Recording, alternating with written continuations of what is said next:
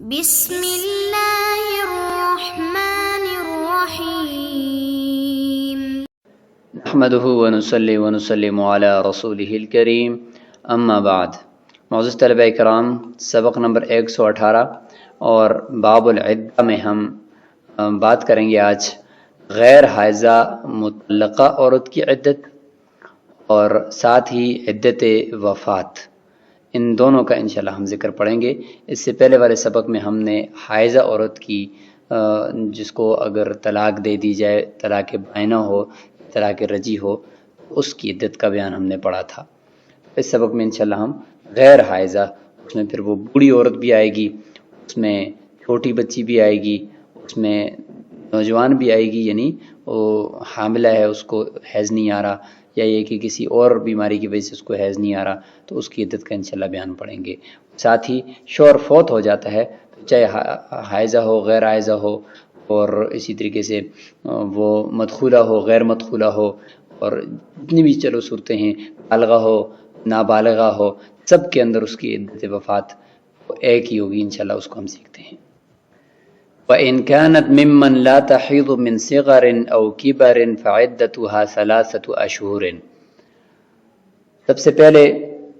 جو تیسری قید لگائی تھی کہ عورت حائضہ ہونی چاہیے، اس کی احترازی مثال دے رہے ہیں۔ عورت اگر ایسی ہے کہ اس کو حیض نہیں آ رہا، اس کی وجہ صغر بھی ہو سکتی ہے، نابالغ ہے، اور کبر یا اتنی بوڑھی ہو چکی ہے کہ وہ حیض ابھی نہیں آنے لگا اس کا، عدتها 3 أشهر، اس طرح کی عورتوں کی عدت 3 مہینے ہوگی۔ قوله تعالی واللائی یئسن من المحیض من نسائکم، اسی آیت کے آخر میں پھر فرمایا کہ فعدتهن 3 أشهر، سورہ طلاق کی آیت ہے۔ وَكَذَا الَّتِي بَلَغَتْ بِالسِّنِّ وَلَمْ تَحِضْ، آخر الآیہ۔ اسی طریقے سے وہ عورت جو بالغ تو ہو گئی ہے اور عمر کے اعتبار سے بالغ ہے، لیکن ابھی تک اس کو حیض نہیں آیا، تو واللائی لم یحضن اس آیت کے اندر ہے، اس میں فرمایا کہ آیت کے آخر سے پتہ چلتا ہے کہ ان کے بھی 3 مہینے عدت ہوگی۔ ان کانت حاملا، اور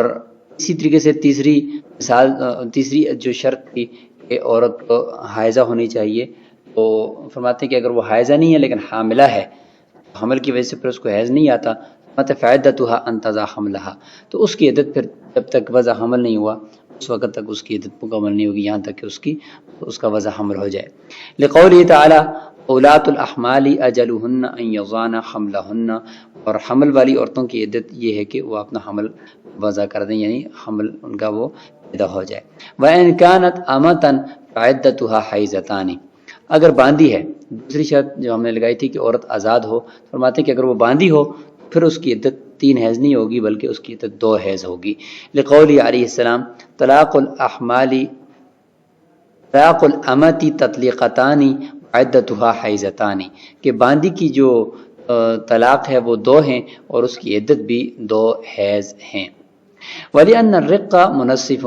عقلی دلیل بھی ہے کہ رقیت جو ہوتی ہے وہ نصف کر دیتی ہے ہر چیز کو، نعمت کو بھی اور عقوبت کو بھی وہ نصف کر دیتی ہے۔ تو فرماتے ہیں کہ والحیضۃ، اور جب نصف ہے تو 3 حیض عورت آزاد کی ہے تو پھر اس کی 1.5 حیض ہونی چاہیے نا، تو اس کا جواب دیتے ہیں کہ والحیضۃ لا تتجزأ،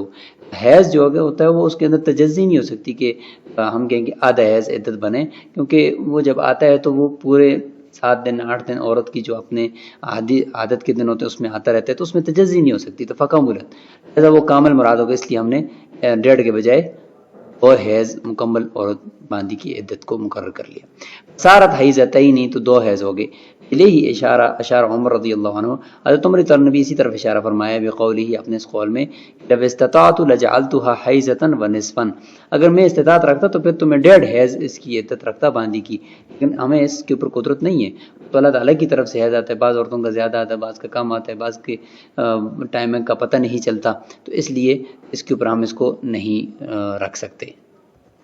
امام بیہقی نے اس کو نقل کیا ہے، عمر بن دینار عن عمر بن اوس ان عمر رضی اللہ عنہ قال لو استطعت ان اجعل عدۃ الامۃ حیضۃ ونصفا لفعلت، اگر میں کہتا تو اس طریقے سے، فقال رجل یا امیر المؤمنین فاجعلها شهرا ونصفا،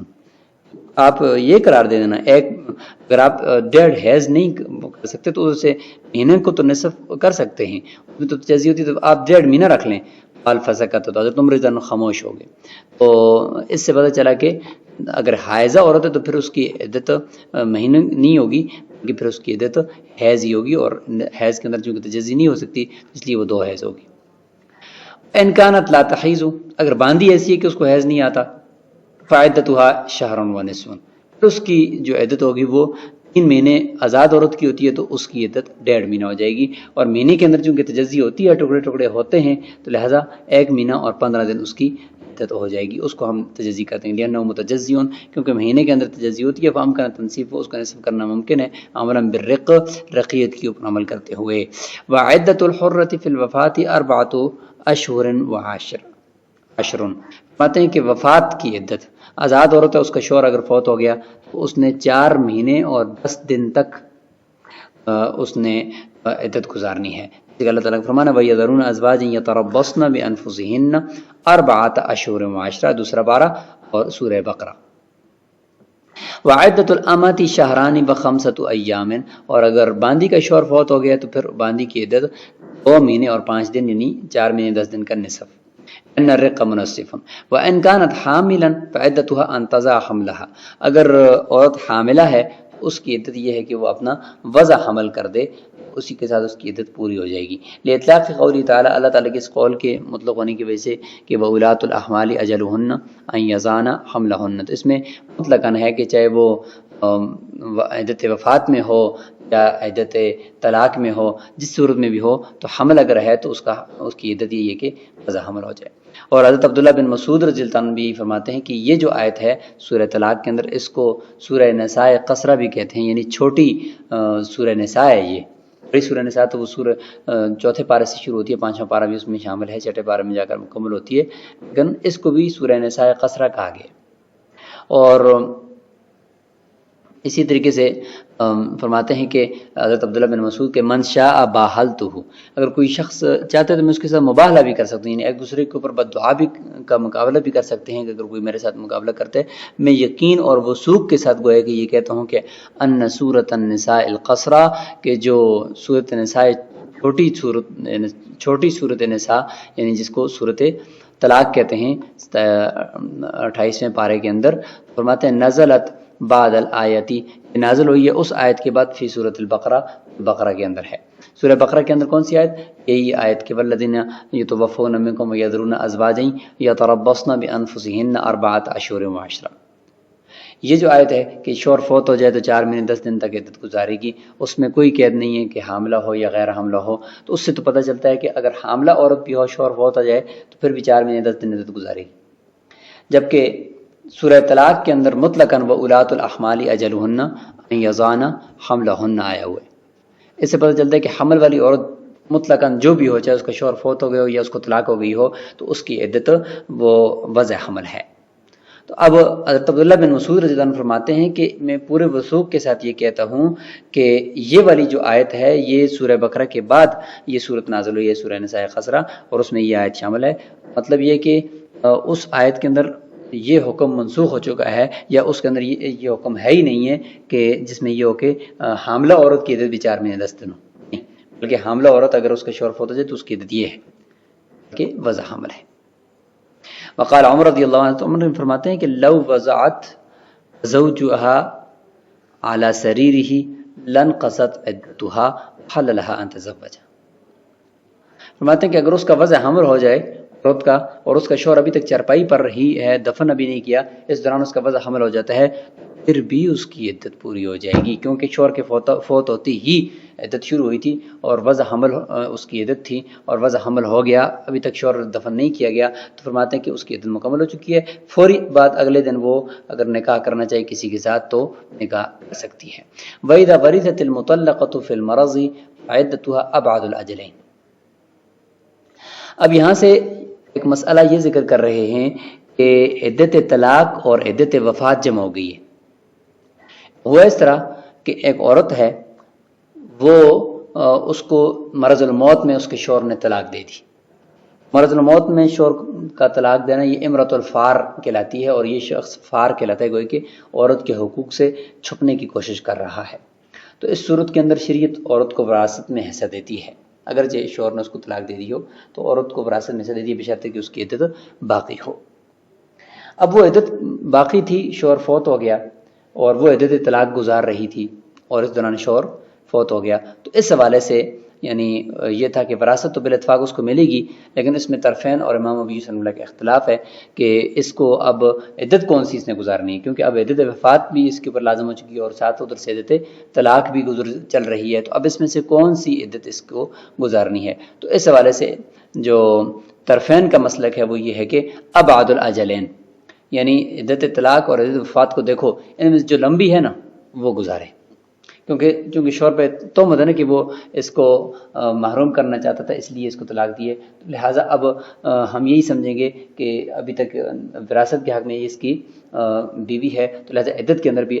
احتیاطاً گویا کہ یہ اس کی بیوی رہے گی، اور عدت اس کے اوپر ان میں سے جو لمبی عدت ہوگی، لہٰذا اگر 4 مہینے 10 دن گزر چکے ہیں اور ابھی تک اس کا تیسرا حیض نہیں آیا، تو لہٰذا جب تک کہ وہ 3 حیض مکمل نہیں ہوئے تو وہ مزید بھی انتظار کرے گی، اور اگر 3 حیض 4 مہینے 10 دن سے پہلے ہی پورے ہو چکے ہیں تو پھر 4 مہینے 10 دن اس نے مکمل کرنے، تو اس طریقے سے ابعد الاجلین اس کی عدت ہوگی۔ وَإِذَا وَرِثَتِ الْمُطَلَّقَةُ فِي الْمَرَضِ، مطلقہ عورت ہے وہ مطلقہ بھی تو ایسی ہے کہ جس کو مرض کے اندر مرض الموت میں طلاق ملی ہے، وہ جب وارث بنتی ہے اپنے شوہر کی، تو اس دوران جب شوہر فوت ہو جاتا ہے اس کی عدت کے دوران تو فعدت ہوا ابعد الاجلین، تو اس کی عدت دونوں عدتوں میں سے جو زیادہ لمبی ہوگی وہ ہوگی۔ بہاد عند ابی حنیفہ و محمد رحمہ اللہ، یہ طرفین کے نزدیک ہے۔ امام ابو یوسف رحمہ اللہ فرماتے ہیں کہ 3 حیض، 3 حیض اس کی عدت ہوگی، اور ہر حال میں عدت وفات اس پر نہیں ہوگی۔ اذا کان طلاق بائنا، یعنی اس پورے مسئلے کا مطلب یہ ہے کہ اذا کان طلاق بائنا او ثلاثا، عورت کو طلاق بائنا دی ہے شوہر نے یا طلاق ثلاثہ دی ہے، تو اس میں یہ اختلاف ہے کہ اس کو عدت وفات اس کی ہوگی اور اس میں سے یا کون سی عدت وہ گزارے گی، تو طرفین فرماتے ہیں کہ ابعد الاجلین ہے، کہ یعنی دونوں اجل میں سے جو زیادہ طویل ہے وہ ہوگی، اور امام یوسف فرماتے ہیں کہ 3 حیض ہوگی۔ اما اذا کان رجعیا، بہرحال اگر اس کو طلاق جو ہے وہ طلاق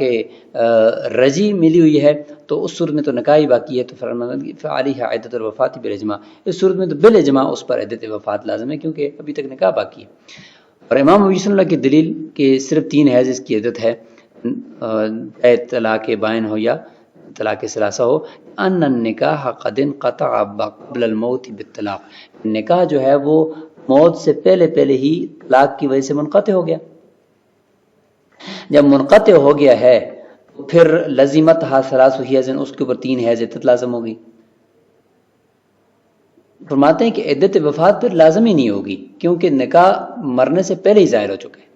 وَإِنَّمَا تَجِبُ عِدَّةُ الْوَفَاةِ إِذَا زَالَ النِّكَاحُ فِي الْوَفَاةِ، فرماتے ہیں کہ عدت وفات تو اس وقت لازم ہوتی ہے جب نکاح وفات کی وجہ سے، فی بمعنی با کے آئی بالوفات، وفات کی وجہ سے جب نکاح زائل ہو نا اس وقت عدت لازم ہوتی ہے، عدت وفات۔ تو یہاں پر تو نکاح تو اس سے پہلے زائل ہو چکا ہے، شوہر کے فوت ہونے کی وجہ سے تو زائل نہیں ہوا، ایسا فرماتے ہیں کہ اس کے اوپر عدت طلاق ہوگی، عدت وفات نہیں ہوگی۔ اب اشکال ہوتا ہے امام یوسف رحمہ اللہ پر کہ پھر میراث میں حصہ کیوں دیتے اس عورت کو، اگر اس کا نکاح پہلے ہی زائل ہو چکا تھا وفات سے پہلے ہی، تو پھر یہ اجنبی ہو گئی ہے۔ فرماتے ہیں الا انہ بقی فی حق الارث، لیکن میراث کے حق میں وہ نکاح باقی ہے، لا فی حق تغیر العدہ، لیکن عدت کے بدلنے کے حق میں وہ ہم اس کو باقی نہیں رکھیں گے، میراث کے حق میں رکھیں گے، کیونکہ وہ امرۃ الفار ہے اور کی تہمت، اس لیے ہم یہ کہیں گے کہ مرتے وقت گویا کہ نکاح حکمن باقی ہے، لیکن عدت کے بدلنے میں تو ہم نہیں رکھیں گے، اس میں کوئی ہمیں اس کی ضرورت نہیں ہے۔ بخلاف رجی، بخلاف طلاق رجی کے، کیونکہ ان النکاح باق من کل وجہ، کیونکہ اس میں نکاح من کل وجہ باقی ہوتا ہے، لہٰذا وہ پھر بعد میں عدت وفات گزارے گی۔ کہ طرفین فرماتے ہیں کہ انہ لما بقی فی حق الارث، جب حق ارث یعنی میراث کے حق میں نکاح کو آپ باقی سمجھتے ہو تو فرماتے ہیں کہ یجعل باقیا فی حق العدہ، عدت کے حق میں بھی بطریق اولا آپ کو جو ہے وہ احتیاطاً باقی رکھنا ہوگا، لہذا فیجمع بینہما، دونوں کو جو ہے وہ جمع کر دیا جائے گا، یعنی ادھر سے میراث بھی اس کو ملے گی اور ساتھ ساتھ اس کو وہ عدت بھی عدت وفات بھی اس کو مل جائے گی۔ لہٰذا جب عدت وفات آئے گی تو تہمت کی وجہ سے جو طویل عدت ہوگی اس کو ہم مقرر کر دیں گے۔ تو چونکہ عدت جو ہوتی ہے عدت وہ تو شک کی وجہ سے بھی لازم ہو جاتی ہے نا، معمولی اگر بتی یا مستری کے شک ہو پھر بھی عدت لازم ہو جاتی ہے، تو لہٰذا یہاں پر تو بطریق اولا اس کے حق میں نکاح کو باقی سمجھنا چاہیے۔ وَلَوْ قُتِلَ عَلَى رِدَّتِهِ حتی ورثته امرأته فعدتها على هذا الخلاف۔ امام ابو یوسف نے ایک دلیل یہ بھی دی ہے کہ ہماری ایک دلیل یہ بھی ہے، دیکھیں جب شوہر مرتد ہو گیا تو مرتد ہونے سے پہلے وہ اس عورت کا نکاح ختم ہو جاتا ہے۔ جب نکاح ختم ہو جاتا ہے تو اس کی عورت کے اوپر عدت وفات نہیں ہوتی قتل کرنے کے بعد، لیکن وہ وارث اس کی بنتی ہے۔ اس کا جواب یہ دیا جائے کہ جب مرتد ہونے کی وجہ سے قتل کر دیا گیا یہاں تک کہ عورت اس کی وارث بھی بنی، فرماتے ہیں کہ فعدتها علی هذا الخلاف، اس کی عدت بھی اسی اختلاف پر ہے کہ طرفین کے نزدیک اس کی عدت بھی ابعد الاجلین ہے، اور امام ابی صلی اللہ کے نزدیک اس کی عدت 3 حیض ہے۔ فرماتے ہیں کہ وہ بھی اسی اختلاف پر ہی مبنی ہے۔ بعد نے کہا کہ عدتها بالحیض بالاجماع، وہ جو مرتد ہے اس کی بیوی کی عدت بالاجماع حیض ہے، کیونکہ لأن النکاح حینئذ ما اعتبر باقیا الی وقت الموت بحق الارث، کہ نکاح جو ہے اس وقت اس کا اعتبار، اس کو باقی رکھنے کا اعتبار نہیں کیا گیا مرتد ہونے کی حالت میں موت تک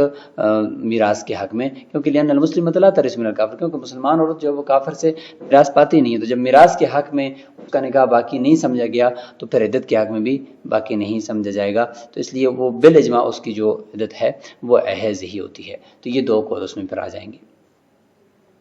تو اس سبق کو یہیں پہ ہی روکتے ہیں۔ آج کے سبق میں ہم نے عدت وفات کو پڑھ لیا، اور اسی طریقے سے عورت ہے جس کو طلاق ملی ہوئی ہے اور ساتھ ساتھ وہ عدت وفات بھی اس کے اوپر آ گئی ہے شوہر کے فوت ہونے کی وجہ سے، ان میں سے اس کی عدت کیا ہوگی اس میں طرفین کا، اور امام ابی صلی اللہ کا قول ہم نے جان لیا، اور اس میں امام ابو حنیفہ اور امام محمد رحمہ اللہ کا قول ہی راجح اور مفتبی ہے۔ اور اسی طریقے سے ہم نے ساتھ یہ بھی پڑھ لیا شروع میں کہ اگر عورت کے اندر حائضہ ہے لیکن وہ اس حائضہ ہونا شرط تھا لیکن وہ حائضہ نہیں ہے، حاملہ ہے، یا یہ کہ صغر یا کبر کی وجہ سے اس کا حیض نہیں آ رہا، تو پھر اس کی عدت 3 مہینے ہے۔ تو یہ ہم نے سیکھ لیا۔ السلام علیکم ورحمۃ اللہ۔